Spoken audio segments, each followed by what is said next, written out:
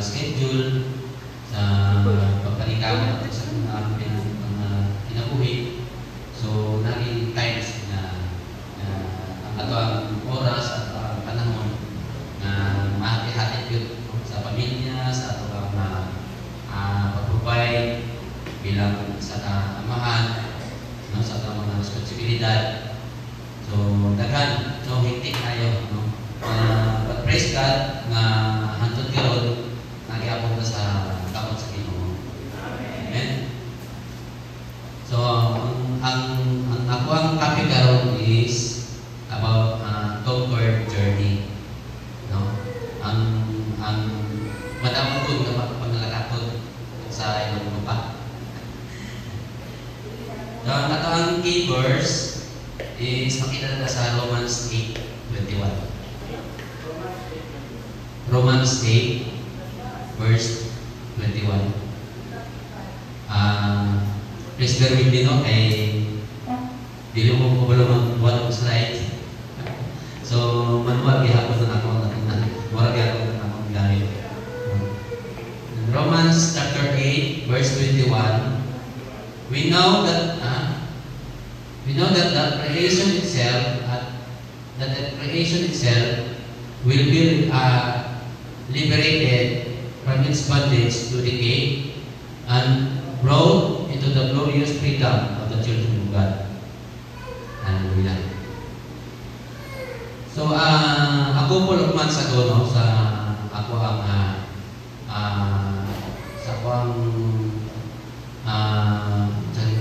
business, no? One time na na-deliver ko from Lamang to Wow. So, wala pa akong gamit katong top-down pa na mo. Mapap na namin pag-deliver. So, a kilometer away, no, sa mga balay, mga pinapalata kilometer. Basta dito pa ako na siya. Nagikan sa mga balay. Naputol ang kanang mag-ihi ko sa sidewheel. Naputol din sa dapit sa may driver. Unya, ang ako ang igit na wala na anak na sa sidewheel, sa sidecar. So, dili siya magtuyog. So, dili na, in short, dili na madagan ako ang top-down. So, ako siyang ipadapdate kaya gusto na nalupan. Gusto siya naputol sa sa highway. Unya, delikata accident prone area ko dito kaya. No, kay bahana siya, kanya bulog ng mga sakyanan. So, moto ako sa ipa-update, dinala ko sa update. Kanya kay tama-tama na dito sa natunong sa puno na ako. No, so di tayo pamagitan dito. Ako sa kidala dito. So, sa akong wala ko dala na mga tools o sa magamit diha. Wala kayo pang-ayon ako sa mga isa na lang sabon na lang o sa kanya ng mga tools para sa pang-maintenance. So, wala itong katakadala. So, yan, ako yung pagkapan nga karga. So, wala akong imadaplit. Yan, ang paruhay-huhay dito kay siyempre, gikan ko ng luto. Yan, wala pa, tanan ako amina sa tanan. Kumanuto, mahugas ang tanan. So, kapoy kayo ko Yang orang ko kay lakon, murag ko tangluyaw nang saya ako buhaton na dili naman yung mudagan ang ako ang sakyanan nya ang dala ka pagkaon. Kung mabalik ko, sigurado magabihan ko kay dili mo mudagan. Ako utang pukson din ang ligid na tuyog. So mo to dito sa Lakden, lingkod ko nay bato nga ako. Pagkakita ko sa bato nga ako, nakakita akong tali, abi na akong tie box. Siyempre yung tie box, wala na ninitan sa diha, gabok na siya. Hindi sa likod. Pagkuhan ako sa tali, kuhan niya kanang twine. Kanang twine kita pa nang ginatali sa masagi. Malikod kayo siya, wala na ninitan sa dilit sa mga malikod kayo siya. So, mo ito ang makikaan. So, mo ito ang bato na pilingkuran. Ikuan ako siya, itungkod ang ipaligid ako sa pagpuntos lalo para maalsa ito ang ihi niya matulong sa dito sa bangag sa board. Nya akong gigamit nga tali ang katong twine. Itali na ko siya, ilabod-labod mo sa tanan para nga kuan siya kanang muhawid din siya ba. Para nga ang pigid niya mo straight din siya. So mo to siya. So nakadaga na. Naguna-una ko nga balik ko, paayon ako, pero wala na may time. Short na kaya ang time. So ako na lang sa hinahila yung padagan. Praise God, nakaabot yung uhaw. Layo-layo ko kitang uhaw ang diribanda sa may napupok pa, sa may mandawin ko. Kung nakagad niya, mandawin ko, uhaw pa. Na-diversion na kumagi. Na-diversion ko. So layo-layo ka lang. So, samtang nagabiyahin ko, naunaan ako ba nga inuon bitaw, no? Sa journey sa taon kinabuhi. Usahay ba nga mapandol ta, magupan ta, mabutang ka problema, no? Sa ato ang journey. So, naunaan ako ba nga bilang isa kastuhan nun, bisan pa magupan tayo ka, naigitan na Panginoon para solusyon sa ating problema, para makapatayon ka. No? So, ingana ba na una-unaan ako ba, sulit ako na sa nagabiyahe ko. So, mga ito na pagkapat ito sa uhaw, yung storya-storya ako nanin na delay, no? Rason to dito siya na makashare ko tulong sa iya. Rason to siya na delay ko, yung ani, lugat ko sa nashare ko na ako na sa kanabiyahe ko, na mga anak niya na bisat ka sa journey sa kinabuhi, nari nga na time na pandulta, pero ang wala tagapalo ba ang inuunalay ka ang na solusyon para makapatayon ta. No? Amen? Amen. Gusto lang ko basahon kaning passage no sa Romans chapter 8 verse 31 to 37. No, sabay na ito basahon, no? Romans chapter 8 verse 31 to 37.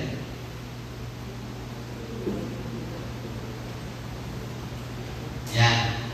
What then shall we say in response to this? If God is for us, who can be against us? 32. Sige lang, palayan natin to 37. 30. He who did not spare his own son, but gave him up for us all, how will he not also, along with him, graciously give us all things? Amen? 33. Who will bring any charge against those whom God has chosen? Who will bring any charge against those whom God has chosen? So, it is God who justifies. 34. Who is he that condemns? Christ Jesus who died, more than that, who was raised to life, is at the right hand of God, and is also interceding for us. Who shall separate us from the love of Christ? Shall trouble, or hardship, or persecution, or famine, or nakedness, or danger, or sword? 36. As it is written, for your sake, we face death all day long. We are considered as sheep to be slaughtered. No, in all these things, we are more than conquerors through Him who loved us. Amen.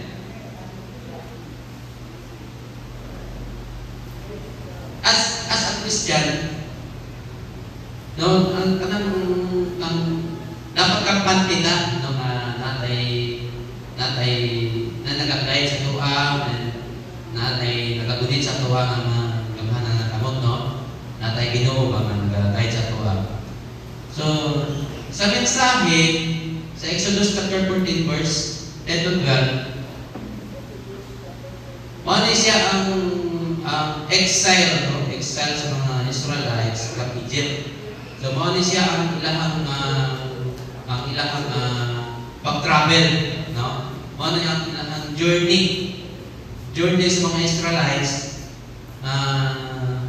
gikan sa Egypto. Na atong basahan no sa Exodus chapter 14 verse 10 to 12.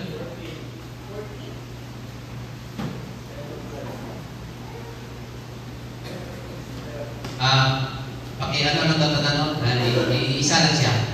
Iisa lang ang 14 chapter 14 verse 10 to 12. Pakiisa lang. Ayan. As Pharaoh approached, the Israelites looked up, and there were the Egyptians marching after them. They were terrified and cried out to the Lord. They said to Moses, "Was it because there were no grain in Egypt that you brought us to the desert to die? What have you done to us by bringing us out of Egypt? Didn't we say to you in Egypt, 'Leave us alone, let us serve the Egyptians'? It would have been better for us to serve the Egyptians than to die in the desert." So usahay sa journey sa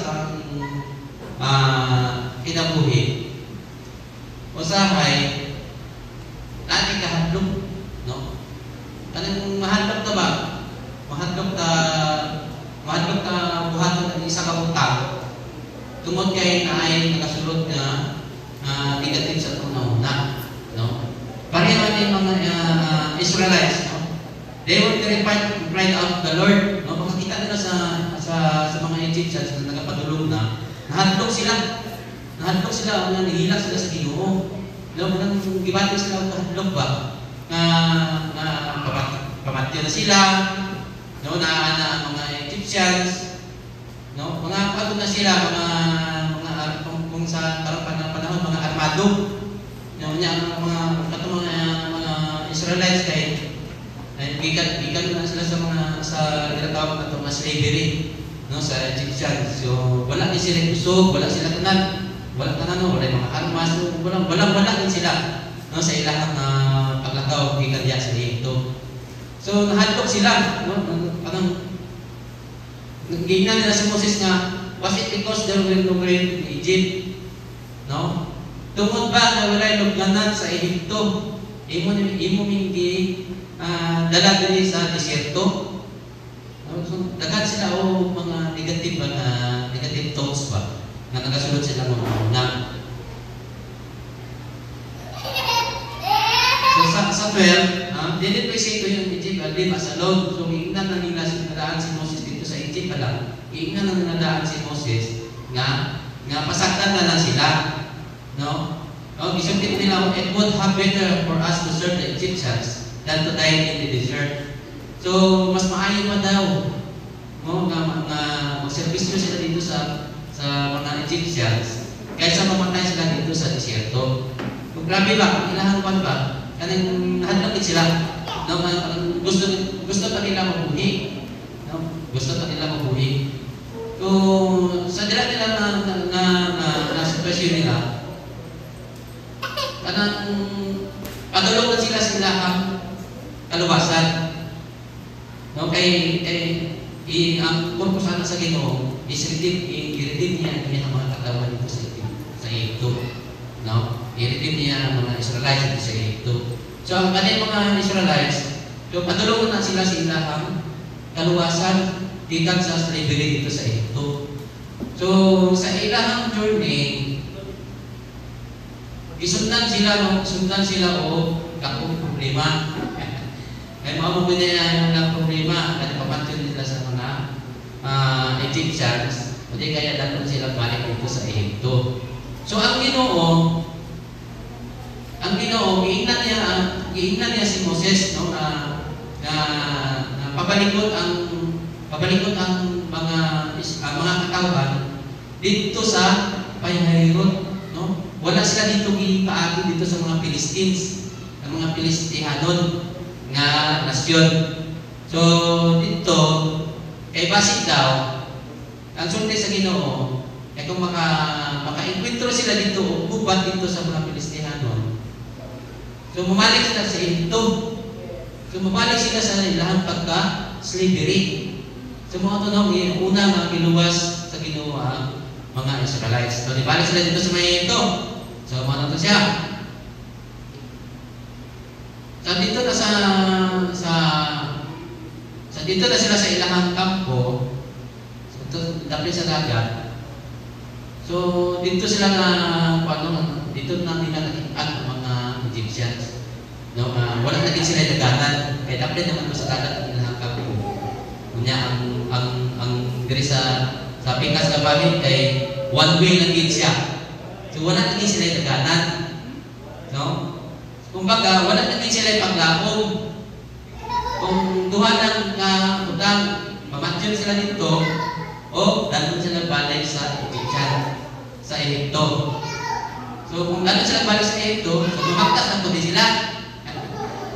No, so anak ang ilahang sitwasyon na natin. Pero kabalo ka, giluwas din sila sa Ginoo. Amen?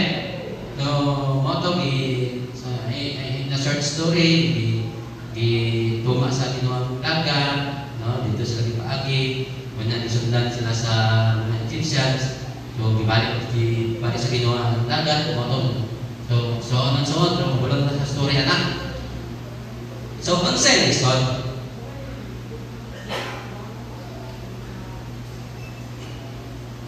Ang galing ito ang tinatawag na ito, fear or kahadlok. Mabilis siya ang makapawalan sa ato ang pagtubo. Ang ato ang paglabong, no, mo na siya makapatay. Mahadlok ta, mangutan, kaya mas kapayan. No? Mahadlok ta, magnegosyo, di ba malugit ta. No? So, wala ang imuhang ang imuhang faith, ang imuhang goal, patyo niya, ano ba? So, mo ni siya ang epekto sa kahadlok. Fear losing your faith, no, mawatan ka o pagtuo. Ikaduha, fear losing your hope, no, mawatan ka paglaom. Fear limits your journey. No, limitahan niya ang imuhang paglakaw. No? Limitahan niya ang imuhang journey. Limitahan niya ang imuhang goal. Kung asa ka karon, diha nakatapat tungod sa imuhang kahadlok. Amen? Sundin ako ninyo ha. Kay medyo pa natin niya. Paspas ng minute. Fear can turn you back where you're from. Ang kahadlok, makapabalik sa imuhang asa kakikan. Na-remember pa na ako, no, last time sa mga cell group sa Ginoo, katong wala dito na wala mo na bautismuhan, wala ko pag-encounter, bago pa lang gawa. Mahadlok ko. Nahadlok ko mag-born again. Kaya nga naman, sa likod ko sa ako ang mga pamilya, sa likod ko sa bunsuon, sa likod ko sa ako ang mga ninikanan, ako ang mga amigo, no, mga barkada, mga best friend na sa muna. Wala na nakasulod sa muna-una. Nahadlok ko.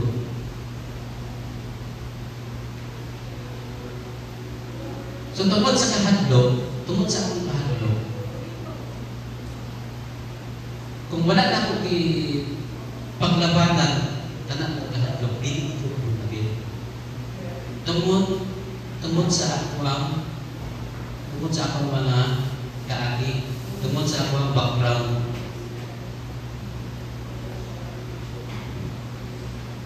ang anak kong magsulod sa inyong nauna na mahadlok ko kay ano ba sa likway ko, pasadaan ko sa akong mga pinikanan, ako mga insulin, tabang sa kuha, panahon sa akong pinahanan, especially financially. Anak kong siya, wala siya kinatawagan ng mga wala pa gani, i-expect na niya mo, may tabo. Wala pa gani, i-expect na niya mo na may tabo, no? So, praise God, no, diligid nga na ang may tabo. So, anong na bautismohan ko, naging counselor ko, hantod nga naging leader ko dire. So, nadawat pila, no, ingani, nagbago na din sa kuya, nagbago na din na, nagbago na din ang mga kuligo, mga classmate, mga pagkata, nagbago na din, no, gano'n ng inom din na, mga party-party, wala na din siya, no? So, sa ikanan na situation, makita nyo nga lagi kabaguhan. Lagi kabaguhan, kung maging board na kita. Amen?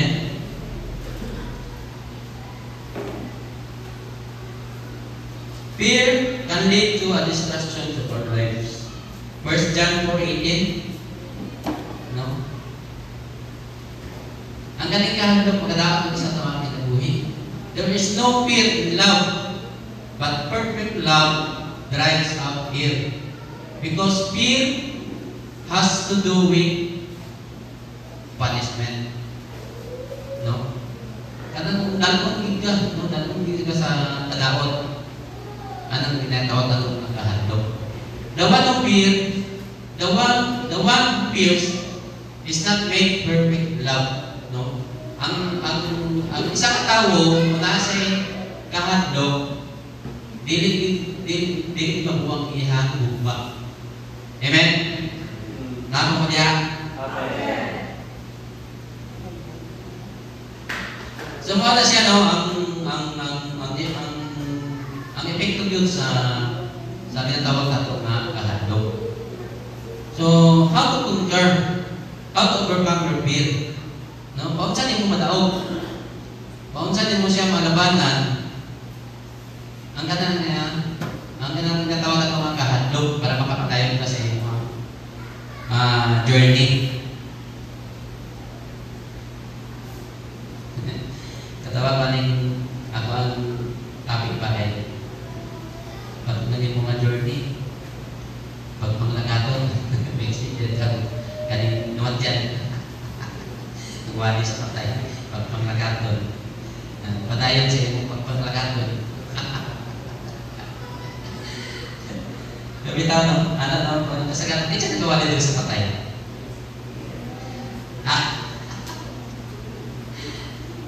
So, mali siya, no? Kana magwalit ka sa patay. Dapat niya ay magwalit ka sa naman yan. Kaya ang pulong din para sa patay, para sa buhay. Katang patay, hindi mo ito katulog. No? So, mali din siya na magwalit sa patay. So, dapat niya ay magwalit sa naman yan. Ano na yung tama na term niya? Dili ba siya lain? Dili ba nila ay iwali? Kaya ba sinusundis sila na para mami sa patay? Pero dili na, no? Para sa namatyan. Pero sa ingana, no? Duwa-duwa po aling nawali. No? Pero paano na siya? Trials na siya sa imong na para dili mo sa wali na mga word. So, balik ka. So, paano niyo mo ma-conquer? No? How to overcome your fear? Number 1, pray. Mag-ampok, no? So, mag-ampok ka. Bahala, in a while or sa imong comfort time, sa imong comfort zone, no? Mag-ampok ka. Bahala, dili ka magluluhod yan, dili ka magkilakila. Basta ang importante ang mga espiritu at istorya niya sa ito. Amen? How to pray? How to pray? In Matthew chapter 6, verse 6. Matthew chapter 6, verse 6, no?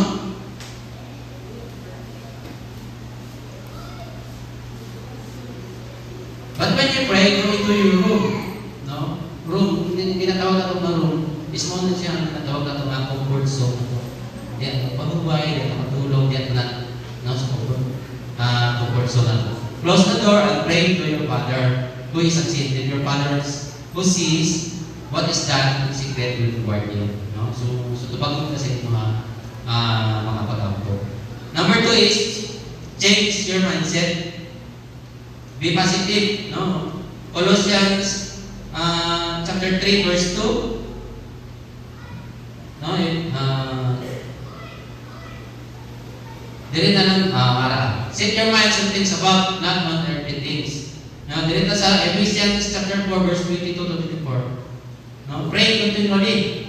No? 1 Thessalonians 5 chapter 17 chapter 5 verse 17. No? Pray continually. Ephesians chapter 4 verse 22 to 24. In which you used to live when you follow the ways of this world.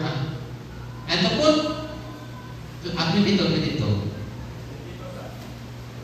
Yan. You were told with regard to the proper way of life to put off your old self, which is being corrupted by its deceitful desires. Now, palayan lang, 23 to be made new in the new attitude of your minds. Then 24, and to put on the new self, created to be like God through righteousness and holiness. So ilisan mo ang mga mindset, maging positibo ka, ituunin mo ang imong una nila sa mga butang na nasa langit. Amen? Lapit na tapos. Go to your pastors. Number 3, go to your pastors, leaders, intercessors. Be intercede. Kana magpaangkop ka, i-share din mo sa ibang pastor,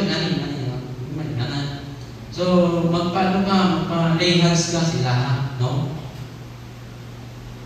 Number 4, remember your authorization. Ang tanan-tanan sa ginawa na sa mga authority, no? Luke 10, verse 19. Sundin lang mo, no? Luke 10 verse 19. Yan, I have given you authority to trample snakes and scorpions and to overcome all the power of the enemy. Nothing will harm you. So ang parang natawag sa Ginoo, iyantanan din na authority to trample the snakes and scorpions to overcome all the power of the enemy. Amen? Romans 12:21. So, mga sino, ang mga supporting verse diha. Romans 12:21. Romans 12:21. Yeah, do not be overcome by evil, but overcome evil with good. Amen? Number 5, read the Word of God. No? Magbasa ka sa pulong sa Ginoo. Amen? Para matawag na ito ang mga kahadlok. Kaya ang pulong sa Ginoo, ano siya ang comfort yun sa tuwa. Amen? In Proverbs 30, verse 5. Proverbs chapter 30, verse 5. Every word of God is flawless. He is a shield to those who take refuge in Him. No? He is a shield. No? Panamig siya sa kung kinsa mo durong kaniya. Amen? In the fire of hardships, God is implacable. Every trial shapes you into a reflection of His strength. James chapter 1 verse 2 to 5. No? Sometimes sa hardship, sa mga trials, ginapatay ka, ginamulday ka sa Ginoo na. No? Dili na siya na itungod sa Ginoo sa imuha para hunggan imuhang journey. No? So ginamulday ka. Consider it pure joy, my brothers, whenever you face trials of many kinds, because you know that the testing of your faith develops perseverance. No? Kanang ginasulayan ang imong pagtuo, no? Gina-develop na ang imong perseverance, ang imong endurance, no? Gina-develop din niya. Perseverance must finish its work. No? So ang perseverance mo ni siya ang susi para maabot mo ang journey. So that you may be mature and complete, not lacking anything. If any of you lack wisdom, you should ask God. Amen? Who gives generously to all without finding fruit, and it will be given to him. Amen? Do not lose your faith, whatever it takes. No? Exodus 40:14, the Lord will Exodus 40:14, the Lord will fight for you. You need only to be still. Yeah, the Lord will fight for you. You need to be still. Amen? Paano lang hindi kung hindi sa Ginoo? No? Your faith will make you well. No? Ang imong pagtuo, wag niya sa mga maayo sa imo. So, kumtan ito sa dito. Amen? Dili man para-pareho ang mga inakyan, para-pareho ang mga kaagi, pero para-pareho ang tao, tubo. No? Para-pareho ang tao mga pagtuo. No? Para-pareho ang tao mga journey sa ato ang mga pagtuo. Amen? Lahat ng inakyan, lahat ng mga situation, lahat ng mga kaagi sa ato ang kinabuhi. So, lahat ng tatanan. No? Pero isa rin ito ang ato ang journey. Your faith will strengthen you. No? Kanang mabinaan makahatag ng gusto ng mga pagtulo. No? Kanang musukol ka ba? Kung sa mga problema, sukol ka ba? No? Tungkol sa inyong pagtulo. Amen? In 1 Corinthians 16:13, stand firm in the faith. Balong diha sa inyong pagtulo. Be on your guard. Stand firm in the faith. Be men of courage. No? Kung sa mga magpakalalaki ka. No? Be strong. No? Maging ano ka. Isog ka. Musgan ka. No? Musgan ka. Kung sama ng mga trials na nag-abot sa mga kinabuhi. Ay, kanan siya. Muna siya makapa-lingkod sa imo. Amen? In Philippians chapter 3, verse 13-14. Lapit na yan, no? Lapit na yan. 5 minutes na lang daw. Philippians chapter 3, verse 13-14. Yan, brothers, I do not consider myself yet to have taken hold of it. Sinusulat na ni Apostle Paul sa taga-Pilipos, no? But one thing I do, forgetting what is behind, no, kalimtan na ito ang mga kaagi, and straining toward what is ahead. Pupustan ito, no, sa lahat na nagawalan sa Torah. Ito tatapupos sa Torah goal. Amen? And press on toward the goal to win the prize for which God has called me, heavenward in Christ Jesus. Amen? So, para na makapadayon ka sa tawag goal, para ma-achieve na ito ang goal sa tawag journey, ibinin na ito ang tawag mga kaagi. Wala na ito siya eh. Hindi na ito ibalik. Amen? Parehas sa mga Israelites ba? Na ang plano sa Ginoo, nga pabalikod sila dito kampo sa road dito sila dito paagigon dito sa mga Philistines. Basig makakita sila dito gubot, bubalik sila ulit Egypto. So, mabalik ako sila sa ilahang kaagi. So mo na siya, no? Na sa pang journey sa pagkinabuhi. So, dapat yun, no, nakapundasyon ang ito ang kinabuhi niya sa pulong sa Ginoo. Amen?